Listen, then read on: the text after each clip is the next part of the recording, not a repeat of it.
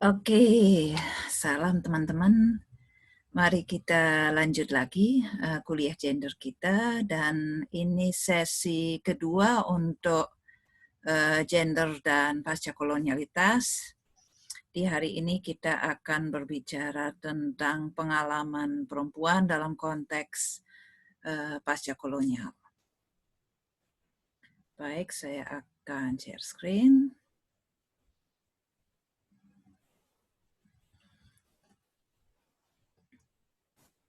Oke, jadi minggu lalu sudah kita bicarakan adanya wacana kolonial yang memanfaatkan argumen-argumen feminis. Hal itu akan kita jumpai kembali hari ini, tapi dikembangkan lebih jauh, lebih melihat dari perspektif pengalaman perempuan pasca kolonial sendiri. Apa artinya adanya wacana-wacana yang kompleks semacam itu untuk perempuan di dunia pasca kolonial sendiri. Nah, jadi mungkin sedikit perangkat dari teori pasca kolonial tentang pengalaman dijajah. Jadi karena itu memang menjadi salah satu fokus dalam teori pasca kolonial yang kemudian akan kita kontekskan khusus ke persoalan pengalaman perempuannya. Jadi sebetulnya apa ya yang terjadi dalam situasi kolonial yang sudah sekilas kita bahas minggu lalu, bagaimana orang yang dijajah sendiri mengalami hal itu, bagaimana itu mempengaruhi subjektivitasnya. Nah, ketika penjajahan terjadi, tentu saja budaya di mana-mana menjadi hibrid, bercampur antara yang lokal, yang Eropa, dengan catatan bahwa hibriditas itu tidak netral, tapi selalu yang lokal direndahkan, yang barat dipandang sebagai superior. Nah, ini kemudian punya implikasi terhadap pengalaman, gitu, terhadap identitas diri orang-orang yang dijajah. Jadi muncul perasaan inotentisitas, jadi merasa tidak otentis. Nah, pertama kalau meniru penjajah, jadi dalam kondisi di mana budaya itu hibrid, nah pilihannya kan antara antara meniru penjajah sebisanya atau mencoba untuk berpegang pada yang lokal. Nah, kalau meniru penjajah, nah toh pada akhirnya si terjajah ini tidak akan pernah sepenuhnya menjadi sama dengan penjajah. Ini juga berkaitan dengan persoalan ras. Jadi Homi Bhabha, salah satu pemikir pasca kolonial yang penting, ini merumuskannya dengan kalimat yang sederhana, yaitu si pribumi ini selalu hanya akan menjadi almost the same but not quite, atau almost the same but not white. Jadi ya bagaimanapun misalnya terbaratkan, tapi tidak akan pernah menjadi kulit putih, jadi tetap akan dianggap sebagai berbeda dan inferior. Nah, jadi di situ ya ada rasa tidak otentis dalam arti ya berusaha menjadi barat, tapi tidak akan pernah dianggap sebagai benaran barat, otentis barat. Nah, sedangkan untuk menjadi otentis dalam arti kembali pada identitas lokal, mencari identitas lokal yang murni, nah itu pun sulit karena hibridisasi sudah terjadi, nah maupun juga karena sering sekali tradisi lokal itu juga tidak lepas dari pengaruh penjajah. Jadi sering sekali misalnya lewat tulisan-tulisan orang Barat kemudian terdefinisikan apa sih sebenarnya itu tradisi lokal. kalau ingin kembali ke sana harus atau seakan-akan harus lewat definisi orang Barat. Gitu. Nah, jadi ya memang sulit untuk mencari sesuatu yang otentis di luar Barat ini juga. Jadi sering ada perasaan seperti itu, gitu kan. Jadi identitas si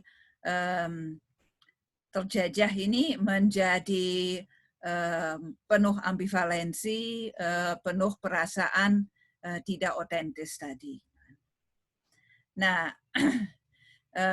dengan demikian ya, saya sudah menyebut istilah ambivalensi ya, jadi hubungan dengan budaya penjajah dan dengan budaya sendiri menjadi ambivalen. Jadi ya dalam hubungan dengan budaya penjajah merasa tertindas, tapi sekaligus juga mengagumi, menginginkan si penjajah atau budaya penjajah. Ingin seperti si penjajah. Jadi antara ya semacam hubungan benci tapi rindu. Nah, kemudian yang kedua, ada rasa bangga terhadap budaya sendiri, ingin mempertahankannya, gitu kan, ingin membanggakannya tadi, gitu kan, terutama setelah dekolonisasi juga sering sekali muncul kecenderungan semacam itu. Tapi sekaligus juga ada rasa bahwa budaya lokal itu kolot, tertinggal, dan sebagainya. Jadi hubungan dengan budaya sendiri pun ambivalen. Nah, situasi yang kompleks ini itu juga mempengaruhi tatanan gender. Jadi sering sekali justru kadang-kadang beberapa unsur dari ambivalensi ini, dari wacana yang rumit ini, itu kemudian lebih dirasakan oleh perempuan, atau seperti dipertarungkan di atas tubuh perempuan. Nah, jadi beberapa contohnya. Nah, perempuan sering dituntut menjadi modern, mengadopsi identitas yang dipandang superior, dipandang lebih maju. Jadi sering sekali keinginan untuk mengejar ketertinggalan dalam tanda kutip itu dikaitkan juga dengan situasi perempuannya. Di penampilan modern misalnya, berperilaku yang dianggap modern dan sebagainya. Nah, di sisi lain atau kadang-kadang di saat yang sama, perempuan juga sering dituntut untuk mempertahankan tradisi. Nah, di saat dunia terus-menerus bertransformasi, dunia luar misalnya di tengah pengalaman kolonial, dunia di luar rumah itu tidak bisa dicegah bertransformasi karena di situ yang berkuasa adalah penjajah. Kehidupan publik berubah, lapangan pekerjaan berubah, hubungan dengan orang lain bersifat berbeda daripada sebelumnya. Nah, di suasana yang penuh perubahan itu sering sekali terjadi kecenderungan untuk mempertahankan sesuatu yang dianggap sebagai tradisi ini di dalam rumah. Nah, dan itu sering sekali dibebankan pada perempuan. Nah, jadi di luar boleh saja, laki-laki harus punya pekerjaan modern dan sebagainya. Di rumah tatanan gendernya, kemudian mulai dari pakaian sampai peran yang dilakukan, pendidikan anak dan sebagainya, itu harus sesuatu yang dianggap adat ketimuran, sesuatu yang dianggap tradisional, gitu kan. Tidak boleh menjadi dianggap kebarat-baratan. Jadi di dalam pada diri perempuan tradisi dipertahankan, sedangkan di luar terjadi perubahan besar. Jadi ya ini sudah kita lihat penuh pertentangan. Di satu sisi perempuan dituntut juga melambangkan kemodernan, gitu kan,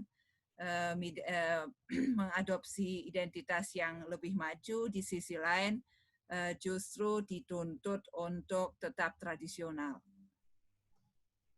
Nah, ini salah satu contoh ya bagaimana kita melihat tubuh perempuan itu seperti menjadi medan pertempuran untuk perubahan yang terjadi di masa kolonial. Ini dari novelnya Hamka, Tenggelamnya Kapal Van der Wijk, yang memang ditulis di masa kolonial. Nah, di sini di adegan ini digambarkan bagaimana tokoh utama yang perempuan di sini, Hayati, itu yang datang dari sebuah kampung di Sumatera, kemudian datang ke kota, berjumpa dengan seorang sahabatnya di kota, dan di situ mencoba untuk mulai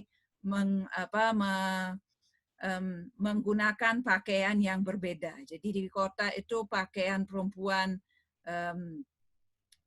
sudah berubah di masa kolonial ini menjadi pakaian yang lebih terbuka, dianggap lebih modern, gitu kan. Nah, di situ kita melihat betapa pakaian perempuan itu yang kemudian dijadikan lambang kemodernan atau kekolotan. Gitu kan. Jadi Hayati yang awalnya tidak mau melepas baju kurungnya itu diejek-ejek, gitu kan. Nah, dan kemudian akhirnya mengikuti anjuran sahabatnya dan mengubah pakaiannya. Nah, kemudian di situ dalam lanjutan novel itu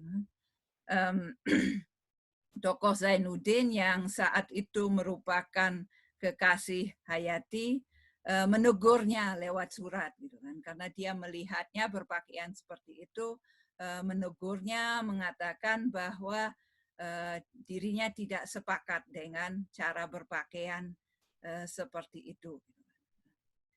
Jadi ya bukankah Adinda orang dusun? Saya bukan mencela bentuk pakaian yang kini, gitu kan. Tapi yang saya cela itu ialah cara yang berlebihan, dibungkus perbuatan terlalu dengan nama mode dan seterusnya. Gitu. Jadi intinya Zainuddin marah karena kekasihnya menggunakan pakaian seperti itu. Jadi ini saya rasa sebuah contoh pertarungan kasus di mana tubuh perempuan ini memang dijadikan semacam medan pertempuran. Nah, di mana ada pakaian tertentu yang melambangkan kemodernan kota. Nah, juga tentu saja dalam konteks, karena itu konteks kolonial yang melambangkan Hindia Belanda, gitu kan, atau pakaian yang lebih terbuka, lebih barat. Gitu. Nah, sedangkan baju kurung melambangkan kekolotan, orang dusun, gitu kan, tapi sekaligus juga dinilai positif sebagai lebih Islami, lebih pantas. Gitu kan.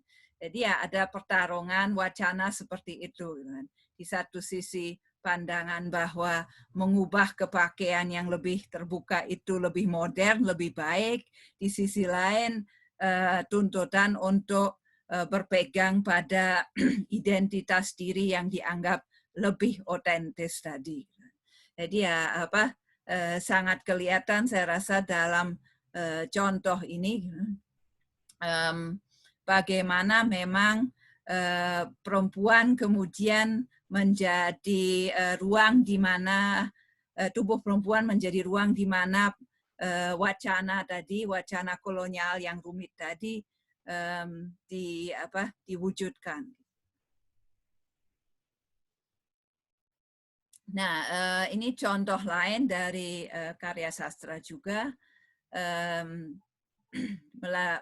tentang ambivalensi pengalaman perempuan, menambah juga unsur lain, ini tokoh yang cukup terkenal, dan saya rasa ya semua pasti sudah pernah mendengar ataupun membaca novelnya, tokoh Nyai Ontosoroh di tetralogi Pram.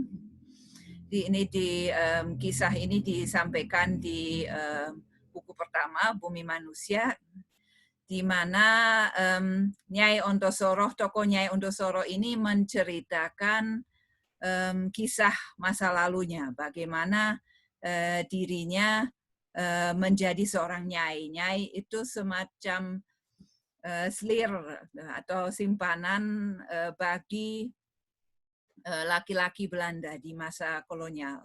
Jadi perannya seperti seorang istri, tapi tidak pantas disebut istri karena memang tidak dinikahi secara resmi, dan kalau berpisah ya tidak ada perceraian atau urusan resmi begitu, seperti dalam sebuah pernikahan resmi tidak ada hak apa-apa, bisa dibuang begitu saja katakanlah.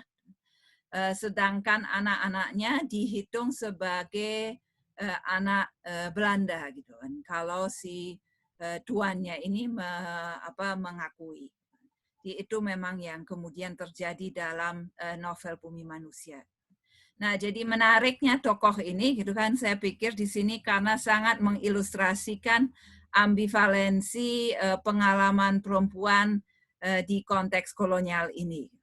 Nah, di satu sisi Nyai Ontosoroh menggambarkan betapa pengalaman dijadikan nyai itu pengalaman yang sangat mengerikan, di mana dia merasa dirinya itu dijual oleh ayahnya sendiri. Jadi ayahnya untuk mendapat jabatan, gitu, merelakan anak perempuannya yang mau diambil nyai oleh orang Belanda ini. Gitu. Nah, saking dia merasa ini pengalaman yang sangat menghina, yang sangat mengerikan, dia menggambarkan betapa pada saat itu dia tidak mau siapapun ada di rumah menyaksikan posisinya itu. Dia merasa sangat direndahkan, sangat tanpa harga diri, tanpa dihargai kemauannya sendiri sama sekali. Nah, tapi kemudian dalam lanjutannya, nah ternyata dia cukup beruntung, yaitu tuannya ini, orang Belanda ini, sifatnya paling tidak di awal itu cukup baik, gitu kan. Nah, sehingga kemudian justru dia banyak belajar dari tuannya itu. Gitu.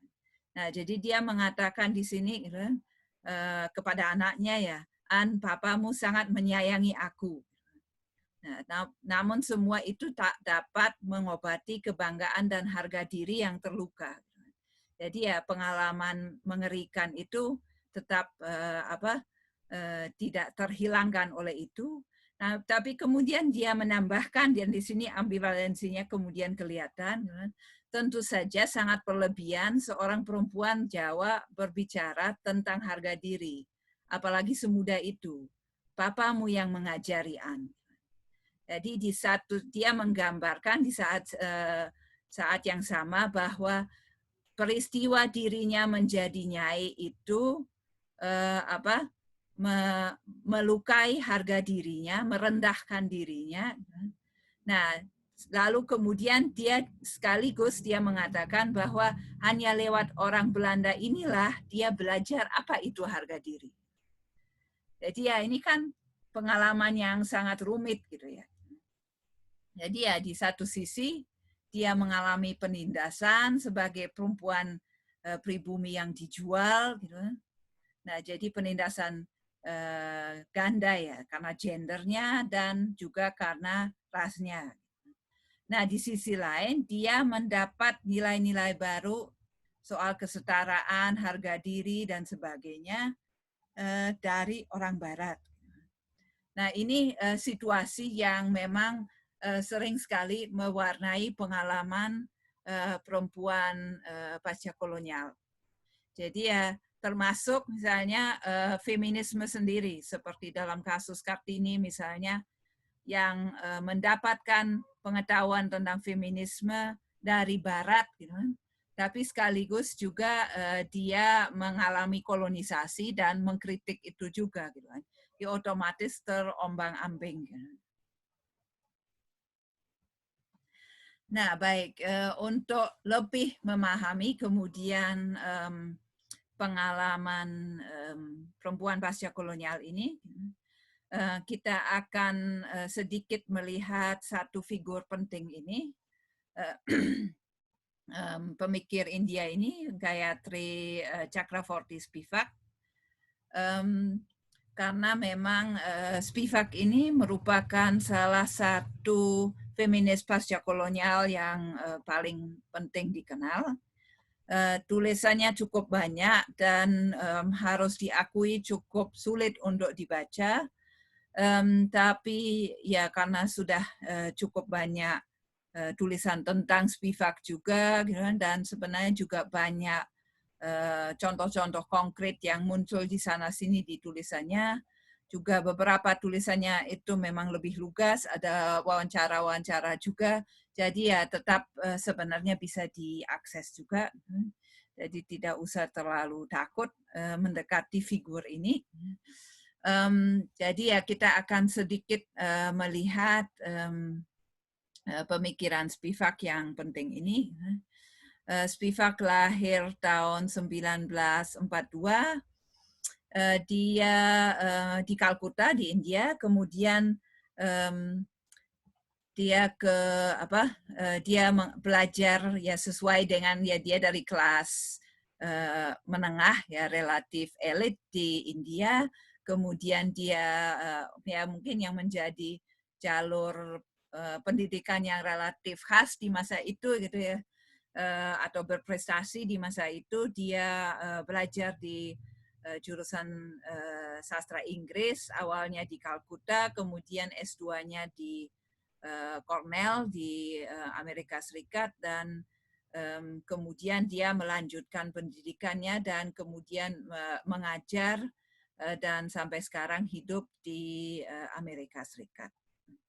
Tapi dia juga terlibat dalam pendidikan guru di daerah pedesaan di India dan di Bangladesh. Jadi di satu sisi mengajar sebagai dosen di pusat di Amerika Serikat, di sisi lain itu terlibat dalam pendidikan di level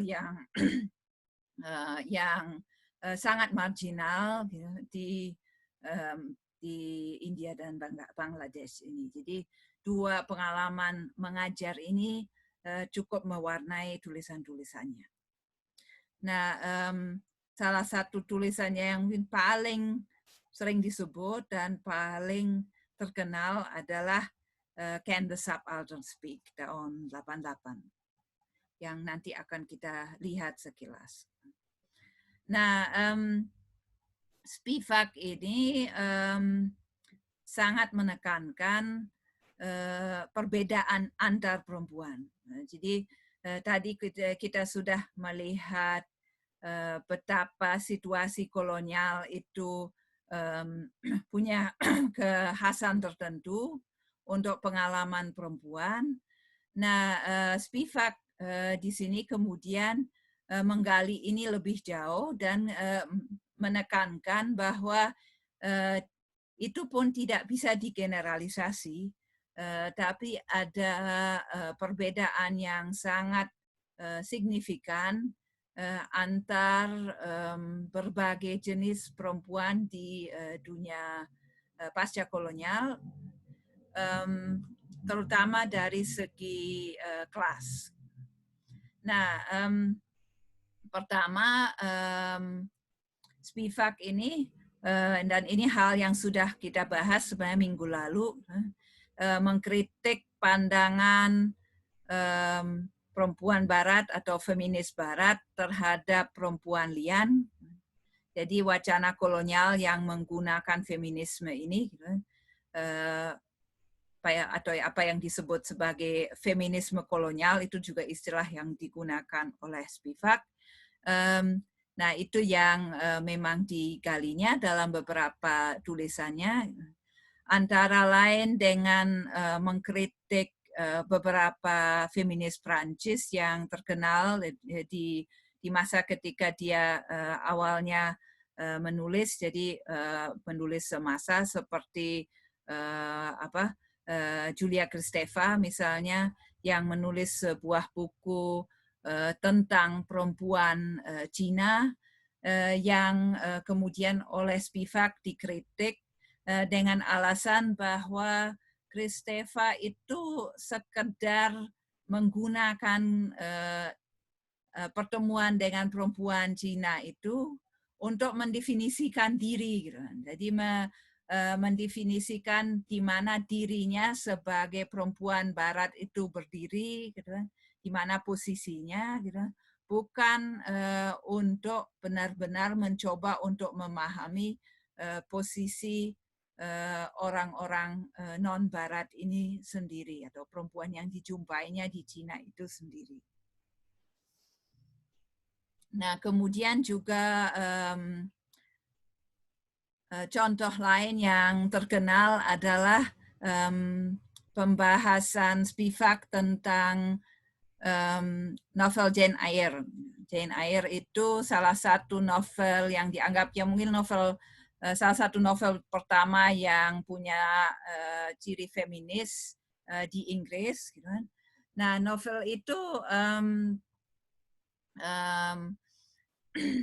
menurut Spivak menarik karena dalam novel itu novel itu dirayakan karena tokoh utama perempuan itu menjadi perempuan yang sangat mandiri, gitu, yang ya mungkin lebih individualis, lebih mandiri daripada tokoh-tokoh perempuan lain di karya sastra pada umumnya di masa itu.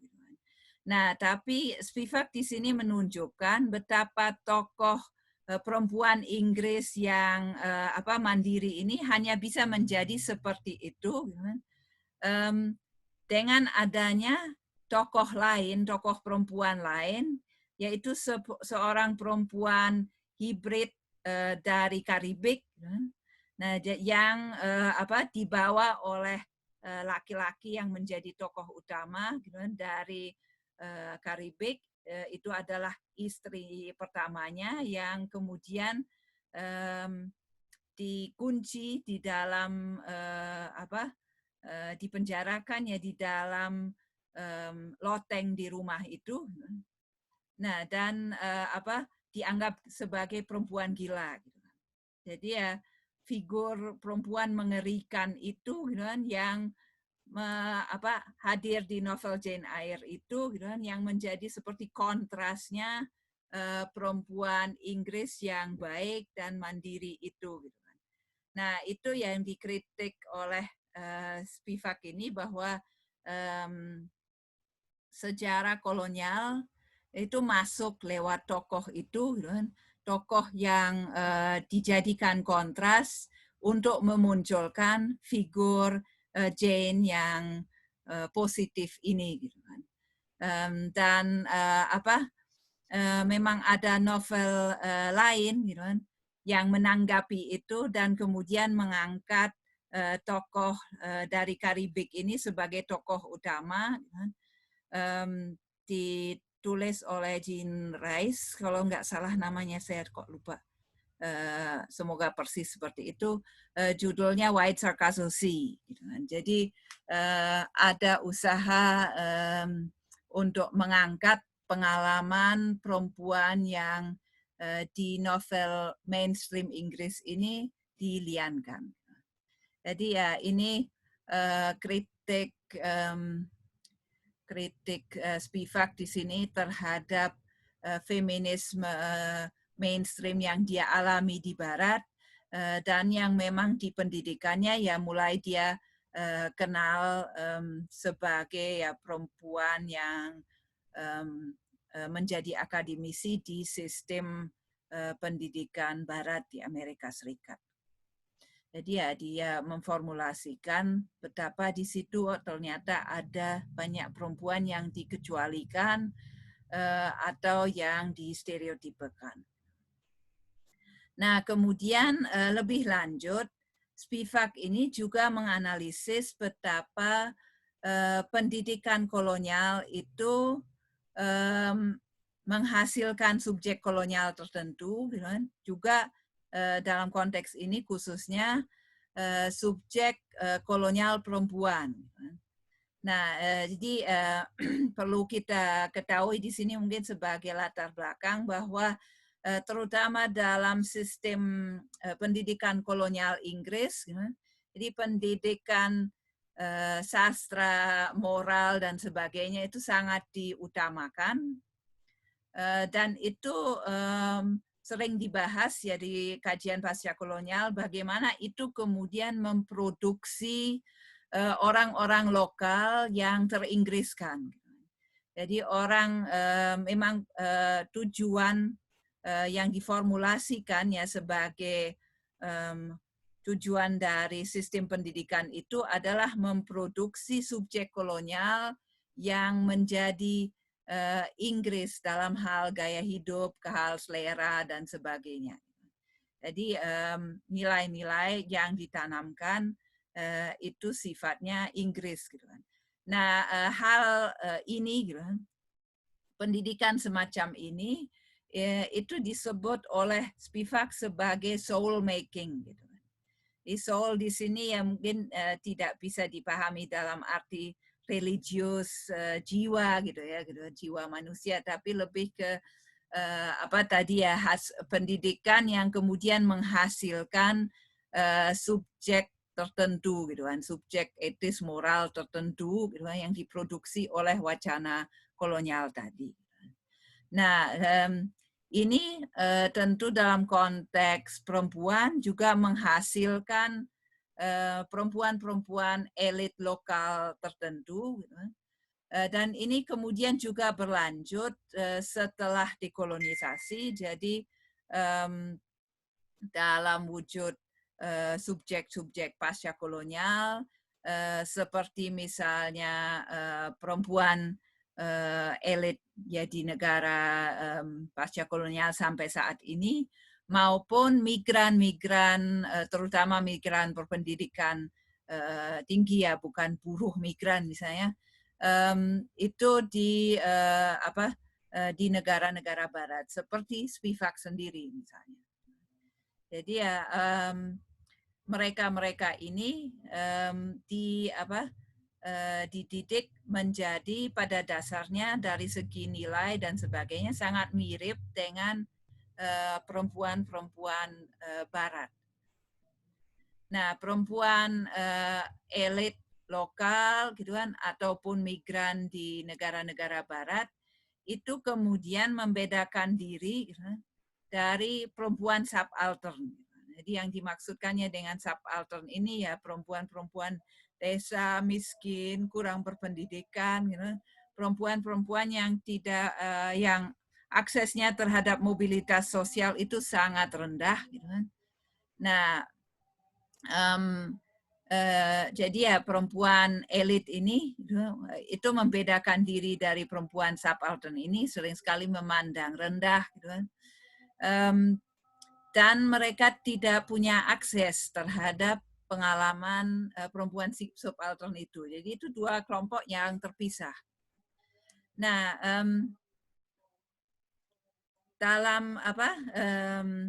dalam interaksi antar kelompok itu atau pandangan kelompok yang satu terhadap yang lain, gitu kan. Nah, sering sekali muncul usaha baik perempuan barat sudah kita bahas tadi, tapi juga subjek pasca kolonial, gitu kan, perempuan terdidik tadi, untuk muncul usaha untuk membantu perempuan subaltern ataupun merepresentasikan perempuan subaltern. Nah, ini oleh Spivak dipandang sebagai sesuatu yang sifatnya sering sekali problematis.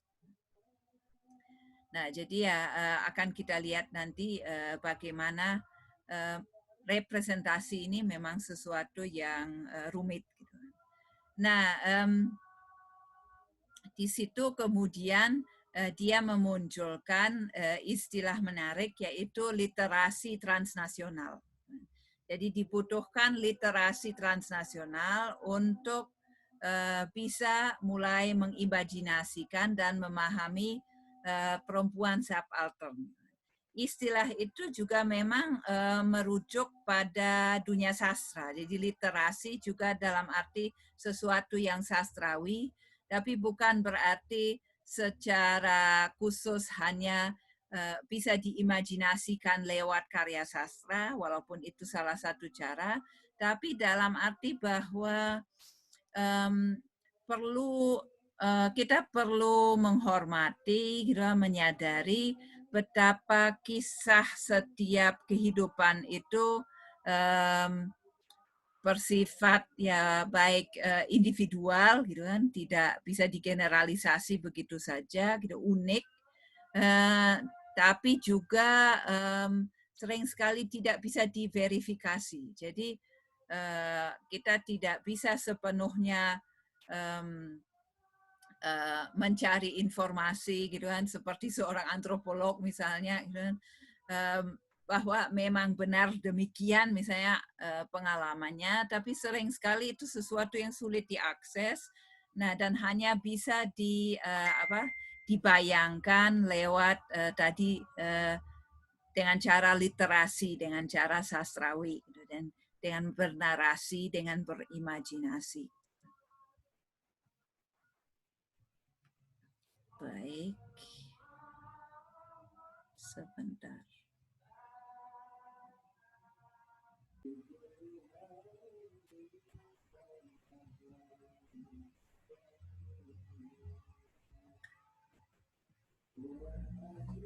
Oke, baik. Sorry tadi saya pause sebentar untuk menunggu azan.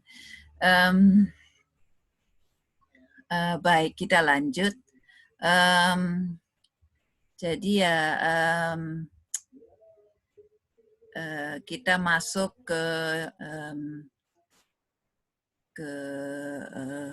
esai Spivak yang terkenal ini, Can the Subaltern Speak? Jadi yang dimaksudkan dengan subaltern ini orang yang tertindas, terdominasi, dan punya akses yang sangat terbatas terhadap mobilitas sosial. Jadi ya subaltern ini tidak selalu perempuan, tapi subaltern sebagai perempuan itu seperti yang dikutipan di bawah itu even more deeply in shadow. Jadi situasinya lebih sulit lagi. Nah juga memang dari istilah subaltern ini memang harus disadari ya, bukan setiap perempuan dari negara pasca kolonial itu subaltern. Jadi memang ini kelompok yang paling terbatas mobilitas sosialnya. Jadi misalnya orang seperti Spivak sendiri, elitnya kita ini yang bisa kuliah S2 ini gitu kan, itu bukan subaltern. Jadi yang dimaksudkan itu memang kelompok yang paling tertindas, gitu, paling terdominasi, gitu, miskin, gitu, sulit untuk merepresentasikan diri, gitu, di kalangan terjajah atau bekas terjajah ini. Nah, kemudian apa ya yang dimaksudkan dengan pertanyaan unik ini? Can the subaltern speak? Apa maksudnya bisa bicara dalam konteks ini? Bicara gimana sih? Nah, ini persoalan representasi. Jadi apakah si subaltern ini bisa merepresentasikan diri, bisa menyuarakan perspektifnya sendiri, pengalamannya sendiri, atau apakah ada orang lain yang harus merepresentasikannya, yang bisa merepresentasikannya. Nah, jadi speak-nya itu bukan dalam arti bisa bicara, bisa bersuara dalam keseharian, ya tentu saja bisa, tapi lebih kepada bisa menyampaikan tidak gitu kan pengalamannya dan kemudian didengarkan juga oleh yang berkepentingan. Nah, persoalan representasi ini menjadi relatif jelas gitu kan dalam contoh yang sering sekali disebut. Ya sudah hikomat lagi. Ya tidak lanjut aja. Oke, ya, sorry, jadi terganggu konsentrasinya. Nah, ini salah satu contoh yang paling sering disebut berkaitan dengan Spivak ini, gitu kan. Dan ini memang contoh yang muncul di essay Can the Subaltern Speak ini, walaupun juga dibahas Spivak di beberapa tulisan lain, gitu kan, yaitu contoh sati. Gitu kan. Nah, sati di India itu ritual di mana ketika ada seorang laki-laki meninggal, kemudian dibakar gitu kan, sebagai ritual yang khas agama Hindu. Nah, si janda ini kemudian mengikuti suaminya ke dalam kematian dengan cara membakar diri. Jadi itu yang disebut sebagai sati. Nah, di sini menarik, sangat kelihatan betapa ada semacam perang wacana mengenai ritual itu yang terjadi di masa kolonial. Yaitu karena pada masa itu kemudian penjajah membahas ritual itu dan melarangnya. Jadi itu memunculkan wacana yang berhadapan ini. Nah, di satu sisi ada perspektif penjajah yang melihat sati ini sebagai tindakan kriminal yang kejam, gitu kan, di mana perempuan itu dipandang sebagai korban yang harus diselamatkan. Gitu kan. Jadi ya karena dia dilihat sebagai yang dipaksa untuk mengikuti ritual ini, kemudian harus diselamatkan oleh penjajah. Nah, jadi ya ada unsur itu ya yang sudah kita bahas minggu lalu, gitu kan, di mana laki-laki kulit putih itu menyelamatkan perempuan kulit coklat dari laki-laki kulit coklat. Nah, sedangkan di sisi lain, ya, masyarakat lokal, terutama laki-laki India, gitu, itu juga ikut membahas persoalan itu, gitu kan, dan punya pandangan yang sangat berbeda. Di sini sati dilihat sebagai ritual yang agung, gitu kan, sebagai salah satu lambang agama Hindu, lambang keindiaan, lambang jati diri, gitu kan, di mana seorang perempuan membakar diri atas kehendaknya sendiri sebagai tanda kesetiaan, dan itu justru dilihat sebagai tindakan keberanian yang pantas dikagumi. Nah, yang menarik gitu kan, dan yang menjadi ilustrasi yang jelas terhadap konsep subaltern ini adalah, nah yang bisa dilacak adalah wacana-wacana ini. Gitu kan. Jadi apa yang ditulis oleh para penjajah, para laki-laki lokal gitu kan di masa itu, gitu kan, bagaimana hal itu dipertarungkan dan dideskripsikan, gitu kan. Nah, itu bisa dilacak, gitu kan. Tapi sebenarnya bagaimana perspektif perempuan-perempuannya ini, gitu kan, para janda ini, gitu kan. Nah, itu sama sekali tidak bisa diakses. Gitu. Jadi ya tidak ada peninggalannya, gitu kan, tidak ada suaranya. Jadi kita tidak bisa membayangkan mereka itu seperti apa sebenarnya pengalamannya. dan juga bahkan seperti tidak ada bahasanya, gitu. Bahasanya hanya antara kesetiaan, keberanian yang luar biasa dengan pengalaman mengerikan dipaksa, gitu. Nah, tapi sesuatu di tengahnya, gitu, atau sesuatu yang berbeda itu sulit dibayangkan. Jadi ya itu yang dimaksudkan dengan pertanyaan can the subaltern speak, gitu kan. Jadi bukan hanya tidak ada dokumen yang mendokumentasikan, gitu kan, sebagai peninggalan apa ya perasaan atau pikiran, gitu kan, perspektif perempuan yang berada di posisi ini, gitu kan. Tapi juga seperti tidak ada bahasa untuk seandainya pun bisa mengekspresikan diri, tidak ada wacana yang mewadahi perspektif si subaltern ini. Nah, ini sebagai ilustrasi yaitu dari seorang pelukis barat, digambarkan seperti itu. Jadi ya itu mewakili perspektif mereka tentang ritual ini, tampak sangat mengerikan kan. Kita melihat si perempuan itu terkesan seakan-akan dilempar gitu ya. Jadi ya terkesan seperti dipaksa.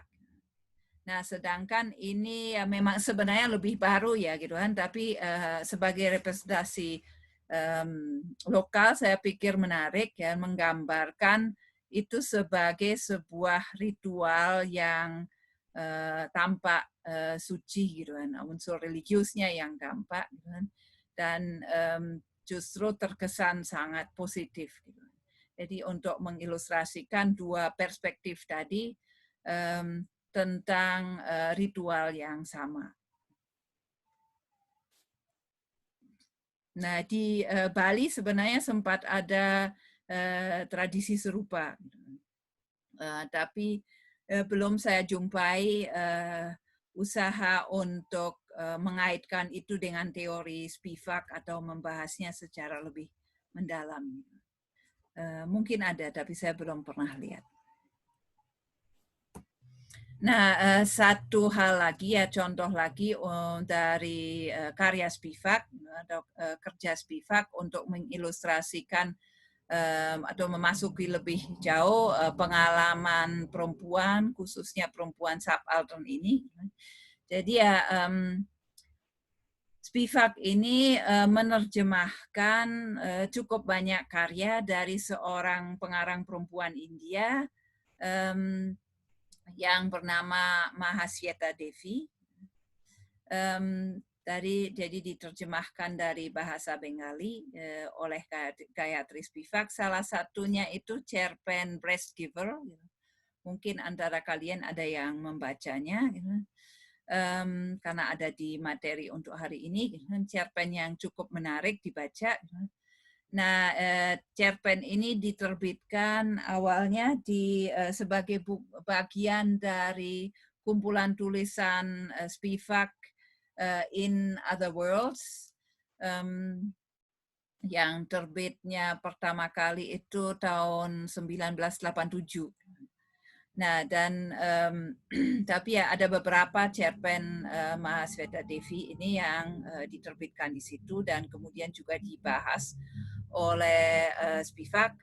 Nah, cerpen itu mengisahkan, jadi sesuai dengan judul Breast Giver, jadi seorang perempuan yang sebenarnya dari kasta tinggi, tapi sangat miskin. Jadi perempuan yang bernama Yasoda itu karena miskin dan suaminya mengalami kecelakaan dan kemudian menjadi cacat, sehingga terpaksa dia yang mencari nafkah untuk keluarganya, dan itu dilakukannya dengan menjual jasa menyusui. Jadi dia menjadi ibu susu di sebuah keluarga elit, di mana dia menyusui sekian anak sepanjang hidup keluarga itu, karena keluarga itu cukup besar. sampai pada akhirnya di ujung cerita tidak ada lagi anak yang perlu disusui, sudah pada besar dan generasi berikutnya tidak memiliki demikian banyak anak, dan pada akhirnya dia menderita kanker payudara dan meninggal dengan keadaan sangat mengenaskan. Nah, cerpen itu yang menarik dalam berbagai unsur, baik dari segi penulisannya maupun dari segi kontennya, yang tentu saja berkaitan satu sama lain. Nah, saya hanya akan membahas beberapa unsur yang saya pikir menarik di sini. Nah, jadi di cerpen ini kan banyak tokoh perempuannya selain Yasoda itu. Nah, sangat mengilustrasikan betapa perempuan itu sangat beragam dan penindasan itu tidak hanya terjadi oleh penjajah atau oleh laki-laki, tapi juga antara perempuan elit dan perempuan subaltern. Nah, jadi dalam konteks ini antara keluarga elit itu gitu kan dengan perempuan ini yang menjadi pelayannya atau ibu susunya. Jadi ya hubungan itu tentu hubungan yang sangat tidak setara. Nah, perempuan dalam keluarga elit ini, nah ini perempuannya di masa kolonialisme baru saja berakhir secara formal, kemudian mereka ini mengadopsi gaya hidup modern. Itu sebagai bagian dari identitas kalangan elit ini, gitu kan. Jadi ya mereka terjebak di situasi ambivalen yang saya bahas di awal tadi, di mana mereka di satu sisi dituntut untuk menjadi modern, gitu kan, dari segi penampilan, pakaian, gaya hidup, gitu kan. Nah, tapi di sisi lain juga tetap ada tuntutan untuk menjalankan peran konvensionalnya sebagai istri, sebagai ibu. Jadi menikah, kemudian punya anak sebanyak-banyaknya, ya tetap ada tuntutan seperti itu, tapi sekaligus menjadi perempuan modern. Nah, ini bisa terjalankan hanya dengan cara menyerahkan tugas untuk mengurus rumah, merawat anak, menyusui anak pada perempuan lain. Itu mungkin pembantu-pembantu di rumah itu, termasuk Yasoda yang melakukan tugas menyusui. Jadi disebutkan di cerpen itu juga bagaimana perempuan-perempuan di keluarga itu menjadi lega dengan adanya Yasoda karena mereka bisa mempertahankan bentuk tubuh mereka yang yang ideal, yang dianggap sebagai bagian dari lambang perempuan modern, gitu, daripada menyusui sekian anak kemudian bentuk tubuhnya, payudaranya dan sebagainya menjadi hancur dalam tanda kutip. Jadi mereka mempertahankan itu dengan menyerahkan tugas menyusui pada perempuan lain.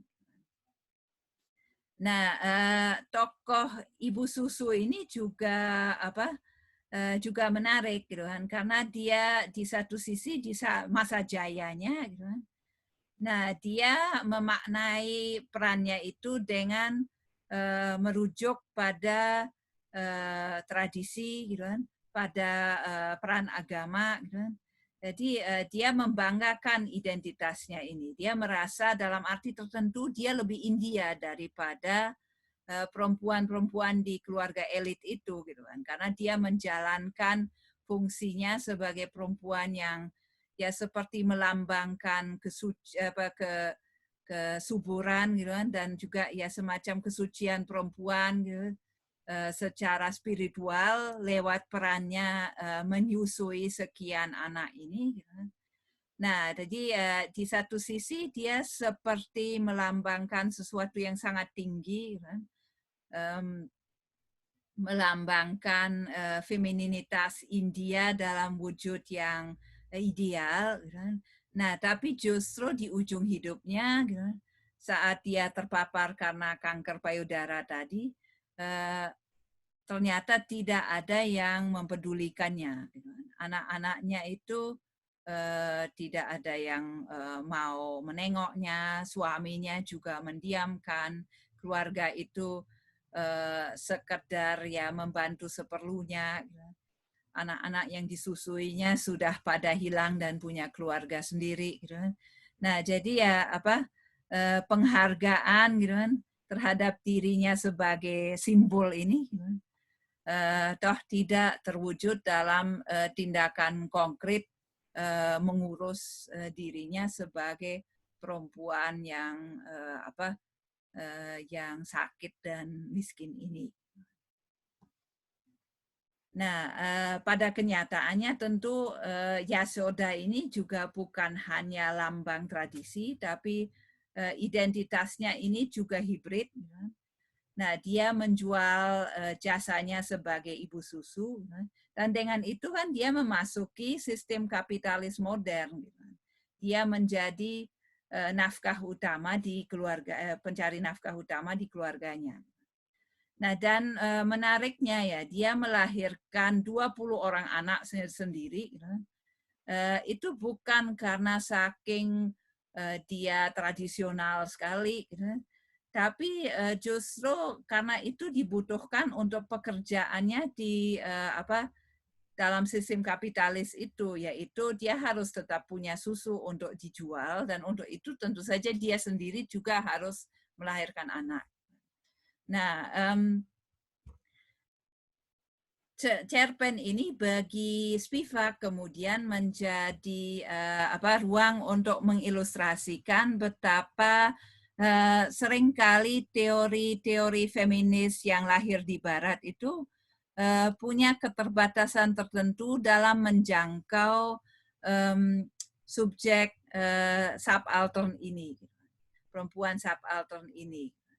Nah, umumnya di teori-teori yang lahir di Barat, terutama yang dipengaruhi oleh Marxisme,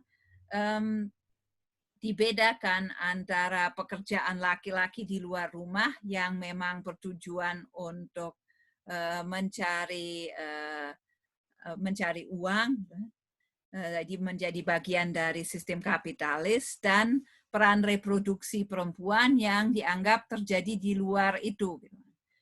Nah, justru dalam kasus ini, Yasoda kan justru menjual peran reproduktifnya. Jadi ya itu situasi semacam itu gitu kan, belum terwakili oleh teori-teori yang ada, sehingga dibutuhkan usaha khusus untuk untuk membayangkan situasi perempuan semacam itu. Jadi belum terpetakan oleh teori-teori yang sudah tersedia. Nah, jadi ya dari contoh cerpen itu kita bisa melihat betapa ya lewat penggambaran yang disediakan oleh Masyeta Devi ini, kan? Nah kita mengenal si subjek perempuan subaltern ini, kan? Nah kita bisa melihat bahwa dia tertindas bukan sekedar oleh adat lokal, tradisi lokal yang patriarkis, gitu kan, tapi lebih kompleks, gitu kan. Dia tertindas oleh sistem patriarkis hibrid yang lahir dari gabungan antara yang lokal dengan juga kapitalisme modern. Jadi sangat kompleks, gitu. Nah itu sekali lagi mengilustrasikan, merujuk kembali ke pertemuan minggu lalu, betapa pengalaman perempuan itu tidak bisa hanya dijelaskan gitu kan, dengan logika sederhana yang sering disediakan oleh wacana kolonial, gitu kan. Yaitu bahwa budaya lokal itu kolot atau seksis, gitu kan, dan itu yang menyebabkan penindasan bagi perempuan yang kemudian butuh intervensi untuk menyelamatkannya. Nah, justru situasinya jauh lebih kompleks ini, dan kapitalisme modern sering sekali menjadi bagian dari penindasan tersebut. Nah, sekilas tentang konteks masa kini, jadi Spivak itu masih aktif sampai saat ini, dan terus-menerus mencoba untuk merumuskan ulang bagaimana situasi perempuan pasca kolonial dan terutama juga perempuan subaltern gitu, di dalam konteks masa kini. Nah, dan tentu saja terus-menerus terjadi transformasi, terutama dari sistem kapitalis dari masa kolonial dulu sampai globalisasi masa kini, terjadi banyak perubahan. Nah, beberapa gejala yang diamati oleh Spivak itu misalnya bahwa perempuan subaltern di negara pasca kolonial itu dilibatkan dalam ekonomi global sebagai buruh yang dibayar murah. Nah, jadi ya di pabrik-pabrik yang banyak berlokasi di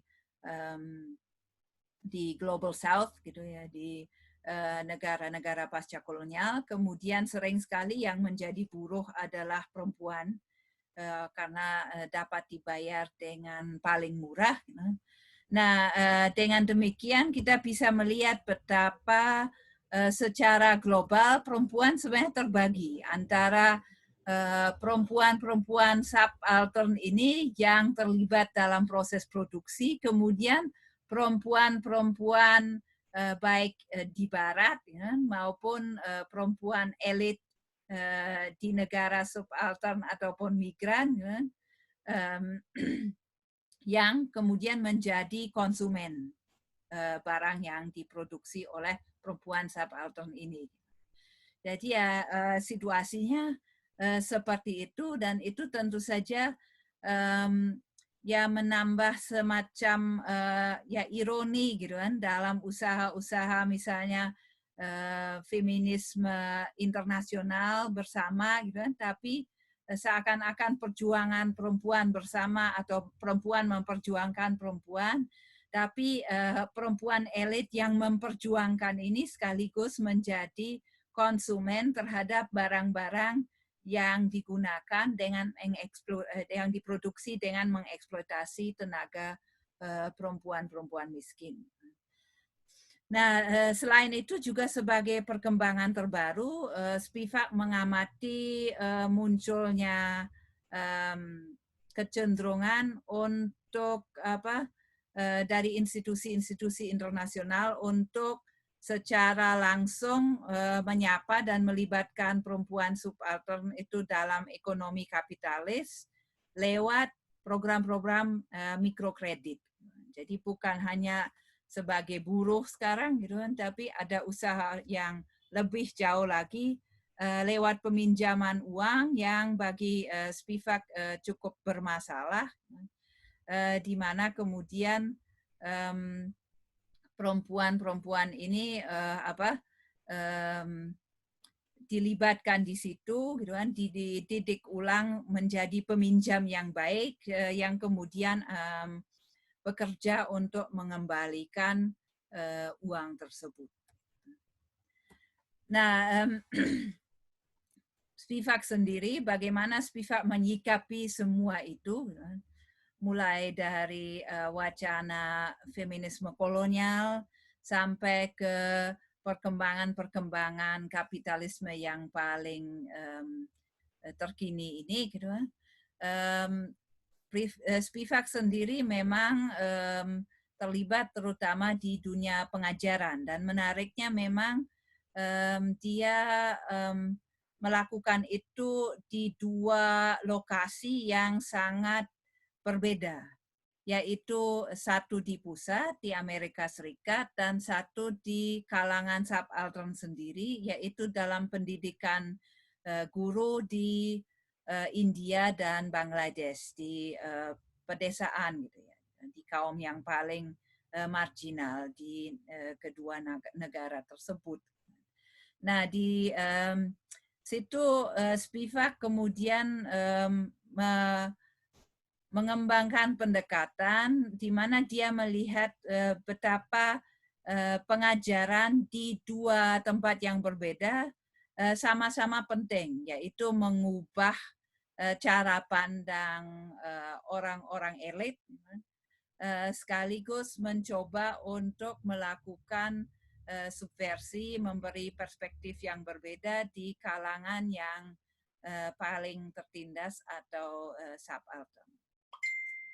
Baik, mungkin itu saja untuk hari ini. Sepertinya ini sudah kepanjangan. Saya akan mengakhiri saat ini. Sampai ketemu besok.